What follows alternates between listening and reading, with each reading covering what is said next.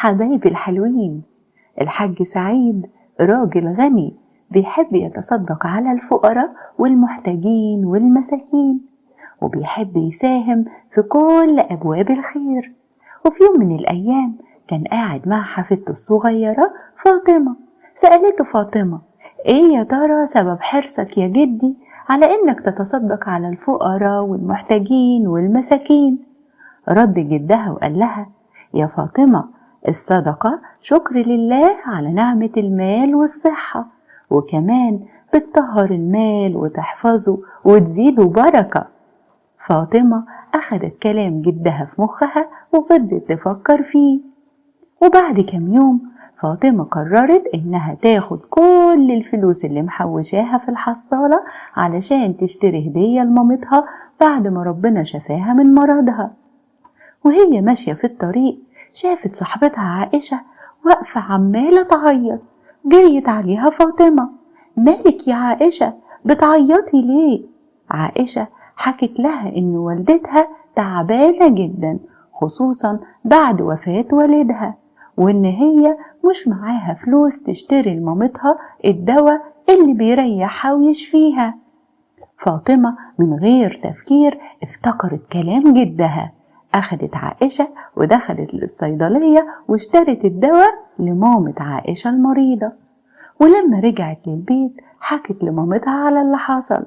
مامتها فرحت جدا، ولما قالت لها إنها كانت ناوية تشتري لها هدية، مامتها قالت: يا فاطمة، انت النهاردة هديتيني بأجمل وأغلى هدية. تعرفي إن سيدنا عثمان بن عفان رضي الله عنه اشترى بئر وتصدق بيه على المسلمين علشان ما يذلوش نفسهم لليهودي؟ ده غير إنه هو اتبرع بقافلة كاملة من أجل إغاثة المسلمين. وسيدنا أبو بكر كمان تصدق بكل ماله. وعلي ابن الحسين بن علي بن أبي طالب كان بيشيل أكياس الدقيق على ظهره ويحطها قدام بيوت الفقراء بالليل من غير ما حد يحس، ومحدش عارف اللي بيعمله غير لما مات ولقوا آثار الحبال على ظهره. وحكولنا زمان عن راجل كان بيقطع الخبز القطع ويحطها جنب حيطان البيوت وهو ماشي، ولما سألوه: بتحطها لمين؟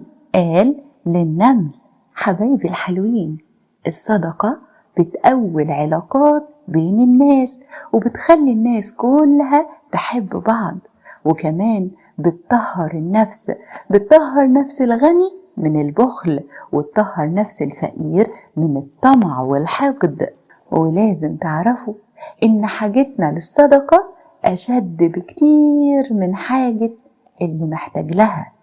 إحنا كلنا محتاجين إننا نتصدق عن صحتنا وعن مالنا. تصدق بكل ما هو جميل، بالمال، بالكلمة الطيبة، بالابتسامة، بأي معروف تقدر تقدمه للناس. وسيدنا محمد صلى الله عليه وسلم قال إيه؟ ما نقص مال عبد من صدقة. الصدقة بتبارك في المال والصحة وترفع عنا البلاء وتبعد عننا الأمراض. تصدق تسعد. أي سعادة أنت بتصنعها لغيرك هترجع ليك تاني، هتخلي قلبك سعيد ولين ورقيق ودايما حاسس بالرضا عن نفسك وعن حياتك. تصدق واسعد غيرك، وافتكر كويس: من لا يرحم لا يرحم.